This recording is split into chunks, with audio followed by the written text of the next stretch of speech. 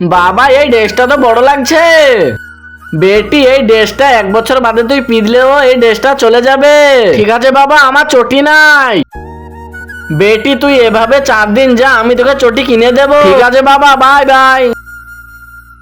মামি আমার ড্রেস গন্ধ হয়ে গেছে, আমাকে নতুন কিনে দাও। কি এত সুন্দর ড্রেসটাকে বলছিস নোংরা হয়ে গেছে? টকের স্কুল যা। দেখ ওর ড্রেসটা কত বড়, তাও ও স্কুল চলে যাচ্ছে। চল আর দিদি সুদাই। আরে বেটি দাঁড়াও, তুমি এত বড় জামা পিঁধে কেন স্কুল যাচ্ছ? আমার বাবা বললো 1 বছর পিঁধলেও ঠিক হয়ে যাবে। দেখ এ কত বুঝে, আর তুই একটু কাদা লেগে বসে নতুন কিনে দাও। এই অসহায় বাবাটার জন্য কেইবার লাইক সাবস্ক্রাইব করবে? আমি জানি দুষ্টু বাচ্চারা লাইক সাবস্ক্রাইব করবে না, ভালো বাচ্চারা লাইক সাবস্ক্রাইব করে দেবে। আরে আরের পায়ে তো চটি নাই। আরে চটিটা মনে হয় ছোট হয়ে গেছে, তাহলে আমার বেটিও পিঁধতে পাবে। বেটি এই দেখ আমি তোর লেগে জুতো লেছি।